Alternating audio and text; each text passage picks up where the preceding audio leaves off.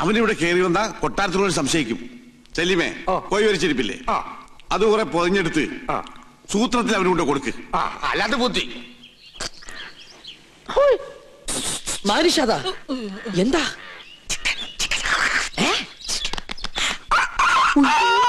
വേണ്ട വേണ്ട വേണ്ട, കൊണ്ടുപോ കൊണ്ടുപോ. എന്ത് കയ്യിലെന്തിനാ ഇത് തന്നെ?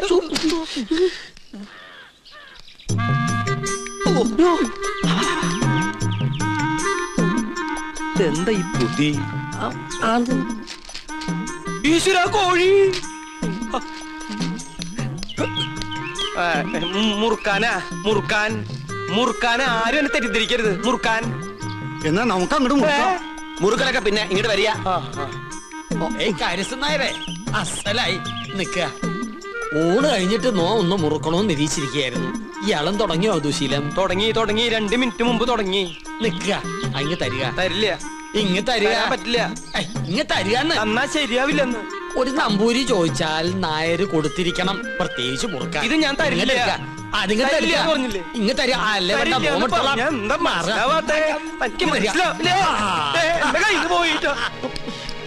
ചേട്ടാ, ചേട്ടൻ എന്തിനാ പൊതി എടുക്കാൻ പോയത്? ആ പരശുതമ്പുരാ പൊതി കൊണ്ട് എങ്ങോട്ട് പോയി?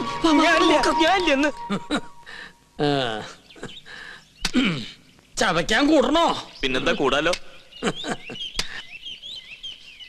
ഒരു രസാണ് ഊണ് കഴിഞ്ഞിട്ട് ഒന്ന് ചവയ്ക്കണത്. എന്താ ഇത്? ശിവ ശിവ, എന്തായി കാണണേ? പരശുതമ്പൂരി മാംസം ഭക്ഷിക്ക? നമ്മുടെ കോഴിയല്ല, അയ്യോ, പുണ്യാർമ്മം നടക്കുന്ന കൊട്ടാരത്തിനകത്ത് വെച്ചൊരു പൂജാരി കോഴിയെ ഭക്ഷിക്കാന്ന് വെച്ചാൽ അസംബന്ധം പറയണോ? ഒന്നും പറയണ്ട. കുറ്റം ചെയ്തിട്ട് അന്യന്റെ തലയിൽ കെട്ടിവെക്കുന്നോ? മാത്താണ്ട, ഇയാളെ പിടിച്ച് പുറത്താക്ക്. തമ്പുരാനെ തമ്പുരാനെ പട്ടീനെ വിളിക്കാൻ ശ്രമിക്കാ.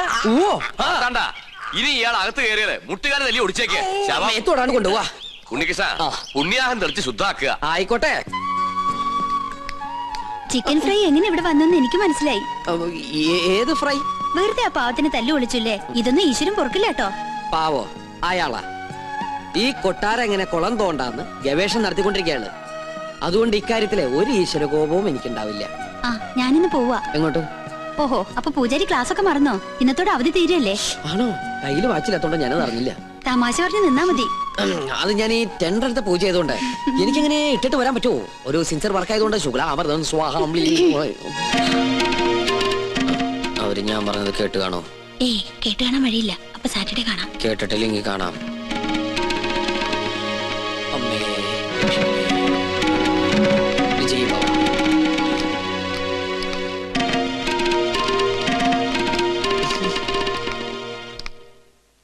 എന്താ ഉണ്ണികൃഷ്ണനായിട്ട് സംസാരിച്ചത്? ഏയ് ഒന്നുമില്ല.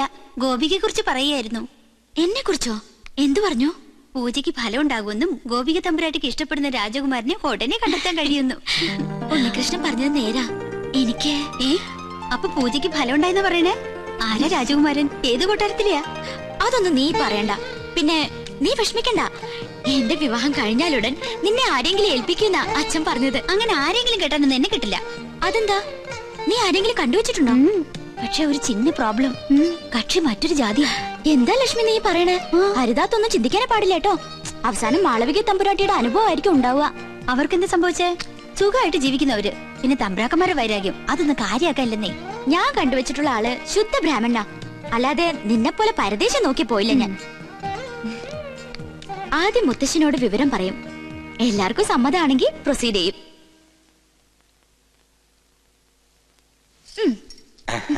എന്തോ ഒരു കാര്യസാധ്യത്തിന് വേണ്ടിയുള്ള പുറപ്പാടാണെന്ന് മനസ്സിലായി. അങ്ങനൊന്നുമില്ല മോളെ.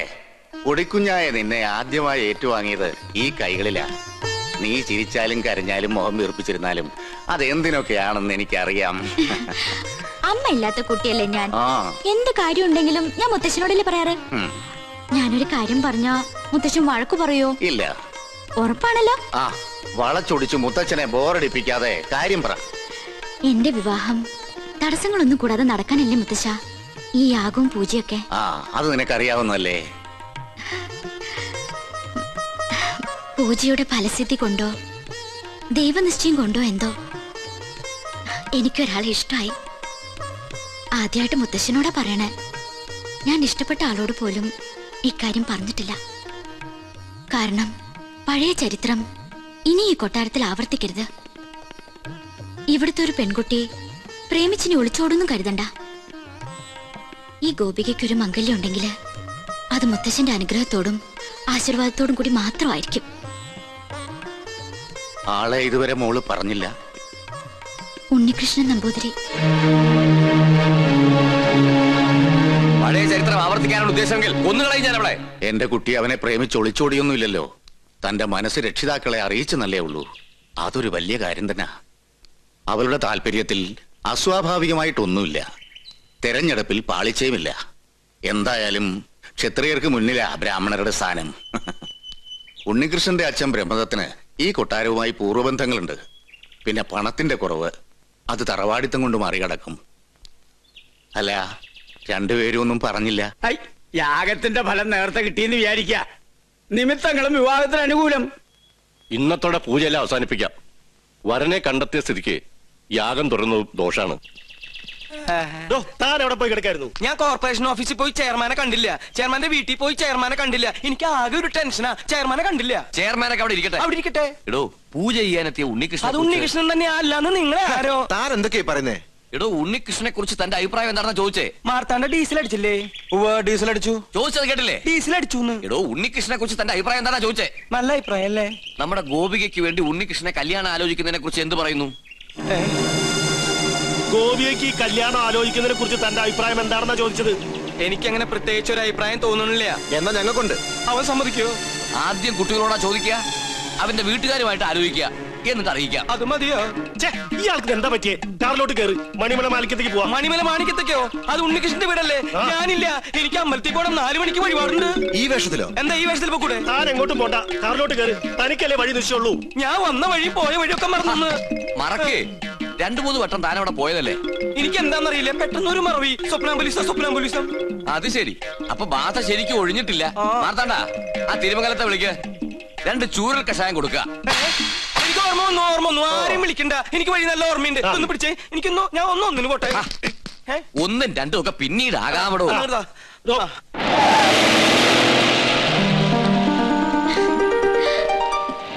ഉണ്ണീഷ്ണ, പോയിട്ട് വരാം. പോയിട്ട് ടാറ്റ. ഇയാളെന്താ കഥകളി കാണിച്ചോണ്ട് പോകുന്നു? നീ ആക്കി ശരിക്കും ബാധ കൂടിയോ?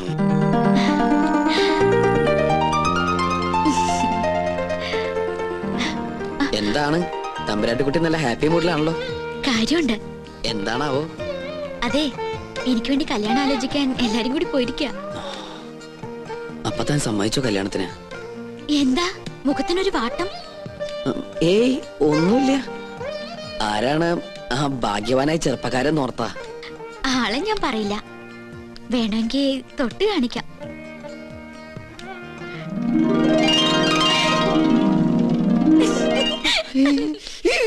അയ്യോ, അപ്പൊ അവരാ ഉണ്ണികൃഷ്ണന്റെ വീട്ടിലേക്കല്ലേ പോയത്?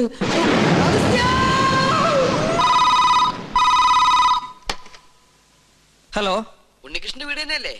അതെ. ഉണ്ണികൃഷ്ണ, ചെയർമാൻ ദാമോദരൻ നമ്പൂതിരി പറഞ്ഞിട്ട് വിളിക്കുക. ഉണ്ണികൃഷ്ണൻ വീട്ടിലുള്ള കാര്യം ആന്റണിയുടെ ആൾക്കാർ അറിഞ്ഞു. പോലീസ് അന്വേഷിച്ചു വരാൻ സാധ്യതയുണ്ട്. തൽക്കാലം നീ അവിടുന്ന് പൊങ്ങുന്നതാണ് നല്ലത്. അതുപോലെ സംഗതി ഏറ്റുന്നാ തോന്നണത്. എങ്കിൽ തമ്പരാക്കം വരെ എത്തും മുമ്പ് നമുക്ക് അവിടെ എത്തണം. വാ. എങ്ങട്ടാ നേതൃത്വത്തില്? അത്യാവശ്യമായിട്ട് ഒരിടം വരെ പോണം. പിന്നെ എന്നെ അന്വേഷിച്ച് ആര് വന്നാലും ഒന്നും പറയണ്ട. എന്താ മോനെ, എന്തിപ്പുണ്ടായേ? പേടിക്കാനൊന്നുമില്ല. ഞാൻ ഇവിടെ വന്ന കാര്യം ആന്റണിയുടെ ആളുകൾ അറിഞ്ഞു. വണ്ടി നിർത്താൻ പറഞ്ഞില്ലേ? എന്താണോ? ഞാൻ ഒന്ന് ഇറങ്ങട്ടെ. എനിക്ക് മൂത്രമൊഴിക്കാൻ മുട്ടണു. യാത്ര തുടങ്ങിയിട്ട് 3-4 പ്രാവശ്യം ആയല്ലോ തന്റെ ഈ മൂത്രമൊഴിപ്പ്. അസുഖ. തൽക്കാലം നമുക്ക് ഈ യാത്രയൊന്ന് മാറ്റി വെച്ചാലോ? വേണ്ട, താൻ പോയി ഒഴിച്ചിട്ട് വാ. എന്നാ ജീപ്പ് ഒന്ന് മാറ്റിയിടൂ. എന്തിനാ? മൂത്രമൊഴിക്കാൻ. ജീപ്പിനകത്തോടെ മൂത്രമൊഴിക്കുന്നത്? എന്താണോ? ബാഗ് എടുക്കാനാ. ബാഗിനകത്തോടെ മൂത്രമൊഴിക്കുന്നത്? പോയി ഒഴിച്ചിട്ട് വേണോ? ഇയാളെ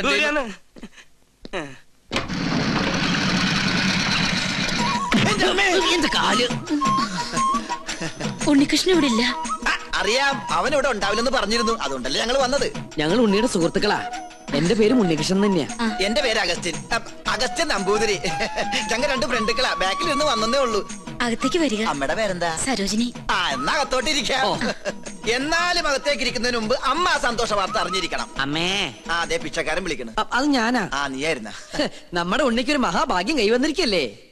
ഉദയപുരം കൊട്ടാരത്തിലെ ശ്രീകണ്ഠവർമ്മയുടെ മകളും ഉണ്ണിയും തമ്മിൽ ഒരു കല്യാണാലോചന. ശ്രീകണ്ഠവർമ്മയും ഞങ്ങളും ക്ലോസ് ഫ്രണ്ടുക്കളാ. ഒരു കണക്കിന് പറഞ്ഞാൽ ഞങ്ങൾ തന്നെ ഇടനിലക്കാര്. അവരിപ്പോ ഇവിടെ എത്തും. അല്ല, ഉണ്ണി ഇവിടെ ഇല്ലാത്തതിന്റെ കുറവ് അവരറിയാൻ പാടില്ല. അതെ. പിന്നെ ഈ പോലീസും കേസും പ്രശ്നങ്ങളൊന്നും അവരറിയാതിരിക്കാൻ വേണ്ടിയാ പറയുന്നേ. അമ്മ അധികം ഒന്നും അവരോട് സംസാരിക്കണം. ഉണ്ണി പ്രത്യേകം പറഞ്ഞിരുന്നു.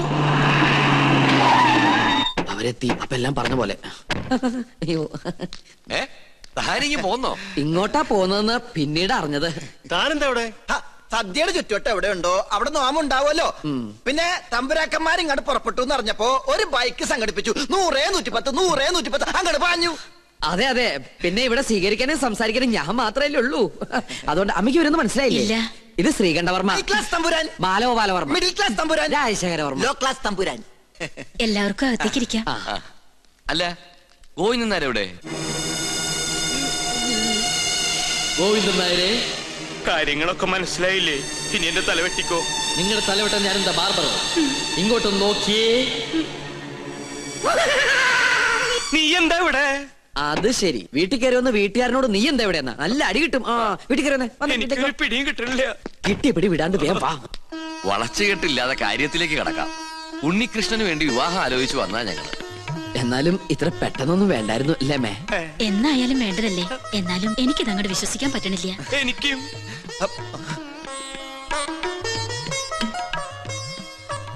ഇതേതാ ഈ കുട്ടി?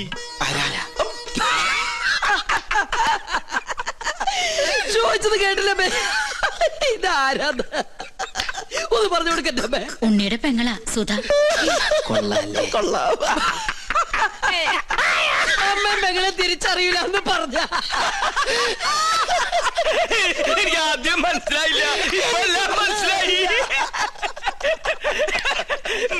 നീ എങ്ങനെയാ അവിടുന്ന് ഇടുവന്നേ? അപ്പോ നിങ്ങൾ ആലോചിച്ച ശേഷം ബന്ധുക്കളോടൊപ്പം കൊട്ടാരത്തിലേക്ക് വരിക. തീരുമാനങ്ങളൊക്കെ അവിടെ വെച്ചാകട്ടെ. ഉണ്ണികൃഷ്ണ, തന്നോട് ഒരിക്കൽ എനിക്കൊരു പാപം ചെയ്യേണ്ടി വന്നു. മുത്തശ്ശി മരിച്ച വിവരം അറിയിക്കാതിരുന്നത്.